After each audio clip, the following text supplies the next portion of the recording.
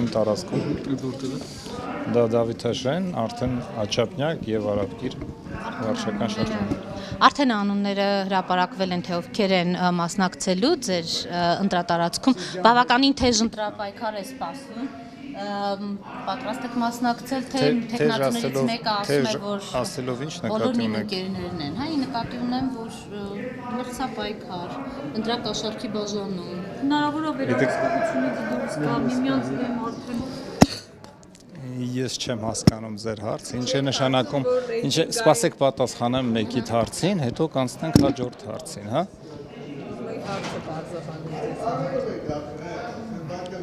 Չեմ կարծում, որ ինչ-որ խնդիրներ լինի եւ այդ մրցապայքարը անցնի կոռեկտության սահմանները։ Կարծում եմ, որ ռեյտինգային ընտրակարգը հատուկ այնպես է արված, որ մարդիկ պայքարեն իրար դեմ։ Որ մարդիկ պայքար են, եկեք կանգ առնենք, իրար դեմ չէ։ Այսինքն այնպես է արած, որ բոլորն էլ պայքար են եւ իհարկե առավելագույն ձայներ հավաքեն։ Դուք բացառում եք այդտեղ։ Դուք լրագրողներդ ինքներդ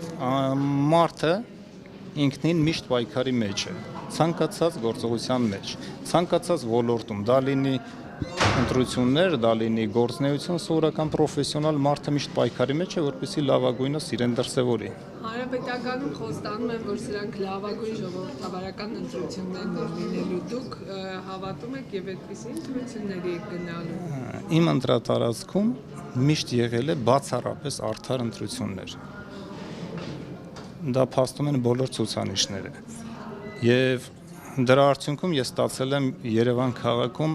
առհասարակ առավելագույն քվեները։ Եվ հիմա էլ բարոյական չեմ համարում, որպեսզի չարդարացնեմ այդ ընտրողների, այդ քաղաքացիների ընտրությունը եւ երևի թե այս անգամ եւս կառաջադրվի։ Դրանով որ հեղինակազրկված է հանրապետականը, վարկանիշ կարծեք թե չունի, լքողների շատերն են ասում։ Հեղինակազրկված կուսակցությունը չի կարող լինել առաջատարը։ Պարոն Գևորգյան, խոսում են, որ դուք Միացյալ Նահանգներում եք, տեղափոխում եք ձեր ունեցվածքը, բիզնեսը Միացյալ Նահանգներ կամ չգիտեմ Ռուսաստան։ Որ բիզնեսն եմ տեղափոխում Միացյալ Նահանգներ, եւ ինչպես տեսնում եք,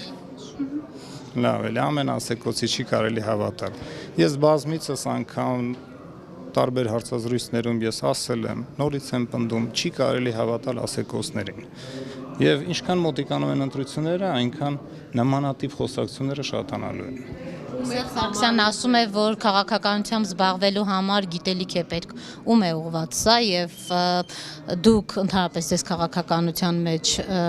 ինչպես եք։ Սիրելիներս, դրա պատասխանը տալիս է ժողովուրդը, այն ընտրատարածքի բնակիչները, ովքեր քեզ ընտրում են։ Եվ եթե դու արժանանում ես ամենաբարձր քվեներին, եւ ընտրություն ես անում առանց խախտումների, առանց ինչ-որ օլիգարխիկ գումարային դրսևորումների, դա խոսում է լավ արդյունքի մասին։ Ձեր ամենալուրջ մրցակիցն է։ Ես ինքս սպորտսմեն եմ, պրոֆեսիոնալ եղել երկար տարիներ։ Ես ցանկացած մրցակցի համարում եմ մրցակից եւ լուրջ եմ վերաբերվում բոլորին։ Ուրիշ Արդեն գիտեք ովքեր են մասնակցում, հատկապես Թամար Ալոյանի տղայի մասին է խոսքը, որ թաղում մեծ հեղինակ։ Ով է Թամար Ալոյանի տղան։ Ով է Տավրոսը։ Ձեզ մրցակից չեք։ Դե եթե չեմ ճանաչում, եթե առաջադրվելու է ինքնին մրցակից է։ Լավ, ինչ չի հաջողվել ձեզ անել այստեղ, որ նորից ուզում եք կանգնացնել ժողովի վերջո, այս հարթակը ձեզ ինչին է։ Եթե չի հաջողվում, կանգ ես առնում եւ չես շարունակում։ Շարունակում ես այն դեպքում, երբ որ հաջողվում է։ Իսկ դրա պատասխանը կտան նոր ընտրությունները։ Դուք իմ ընտրատարածքի բնակիչներն են համարում ինձ հաջողված կամ չհաջողված։ Դրա պատասխանը կտա առաջիկա ընտրությունները։ Կարծում եք այս տարիների ընթացքում ավելի շատ է ձեր բնակիչների սերը ավելացել ձեր նկատմամբ։ Մենք կամանց անցնում ենք ընկերական զրույցի արդեն, եկեք կարճ կապենք, հա։ Դրա պատասխանը կտան հենց առաջիկա ընտրությունները։ Դուք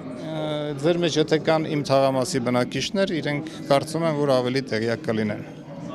Ավելի հարցնեք այն մարդկանց, ովքեր բնակվում են